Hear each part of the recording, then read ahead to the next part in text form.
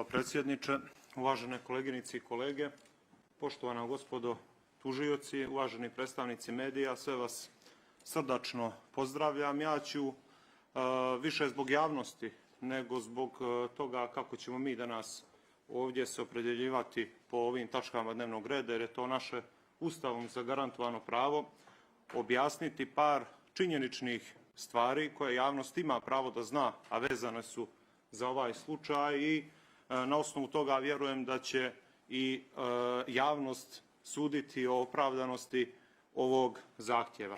Dakle, tačno je da je 1.4. prošle godine moja uvažena koleginica Zdenka Popović i kolega Krsto Koprivica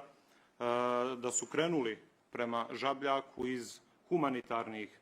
ljudskih razloga kako bi uputili pomoć onim licima kojima je bila potrebna, a to su bila stara i nemoćna lica. Ono što se izdešavalo u tom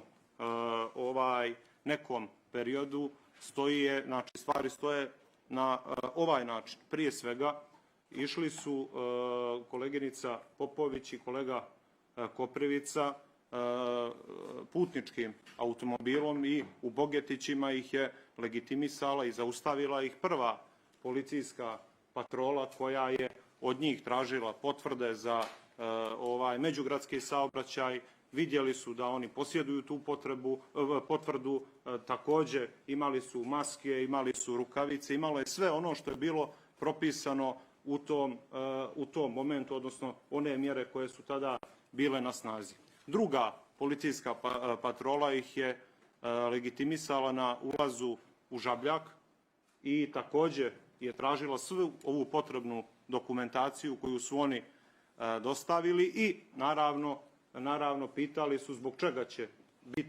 čega oni borave na Žabljaku, gdje su oni kazali da u automobilu nose humanitarnu pomoć, lijekove, namirnice i tako dalje za ona lica kojima je pomoć bila prijeko potrebna. I također i ta policijska patrola posle uvida u potrebnu dokumentaciju, uvida u onome što se nalazilo u putničkom vozilu je također to vozilo propustilo da krene dalje prema Žabljaku. Dakle, pazite, znači dvije policijske patrole i ona koja je bila na Bogetićima i ona koja se nalazila na ulazu u Žabljak nije vidjela ništa sporno, jer su oni bili zaduženi da kontrolišu putnička vozila i da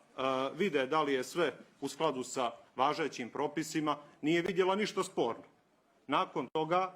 Nakon toga je koleginica Popović sa kolegama iz Demokratske Crne Gore počela da obavlja posao zbog kojeg je došla. Dakle, došla iz humanitarnih i ljudskih razloga i svu pomoć koja je bila potrebna da se uruči je također uručivala na jedan propisan i zakonit način, ostavljajući to ili na stepeništima ili na kapijama kuća gdje je ta pomoć bila potrebna. Znači, ni na koji način mjere NKT-a nijesu bile prekršene. S druge strane, imamo ovu situaciju da se gospođi Popović traži skidanje imuniteta zbog krivičnog postupka, a sve ovo što sam naveo, naravno, i zapisnički konstatovano u stanici policije, dolazi iz razloga što je, zaboga, neustavno tijelo NKT-a, kojim je predsjedavao i kojeg je predvodio Milutin Simović, ustvrdilo da gospođa Popović nije adekvatno obučena da podijeli tu humanitarnu pomoć. Evo, poštovani građani, znači zbog toga što je NKT, na čijem čelu se nalazio gospodin Milutin Simović, ponavljam da je to tijelo bilo potpuno neustavno formirano, utvrdilo i dalo sebi za pravo da gospođa Popović ne može sa svojim saradnicima negdje ostaviti lijekove, negdje ostaviti namirnice i ono što je građanima bilo prijeko potrebno. Dakle, jedna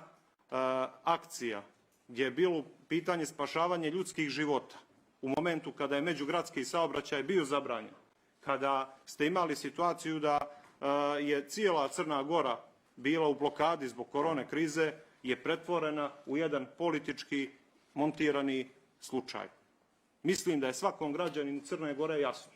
o čemu se ovdje radi. Ja zaista nemam namjeru da otvaram danas ovdje i slažem se,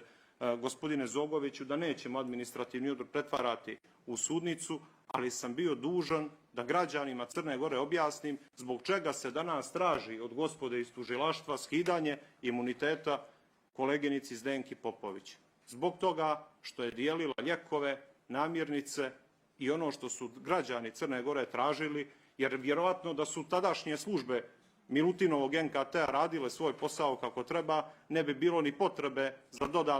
dodatnim traženjem pomoći i u tom slučaju, ponavljam, sve procedure su ispoštovane. Znači, ispoštovane su potvrde o međugradskom saobraćaju, rukavice, maske, sve ono što je bilo propisano, zapisnički u policiji konstatovano da je prošla gospođa Popović potpuno uredno 2 policijske patrole i onda se sjeti gospodin Simović sa svojim saradnicima da konstatuje kako gospođa Popović nije obučena. Zamislite da ostavi negdje lijekove na kapiji nekih staraca kojima je taj lijek prijeko potreban i koji se bore za život. Dakle, poštovani građani Crne Gore, ovdje je stvar potpuno jasna i time zaključujem, u potpunosti jedan politički montiran slučaj gdje se pokušalo nešto što je humano, ljudski, pošteno, nešto što kroz istoriju krasi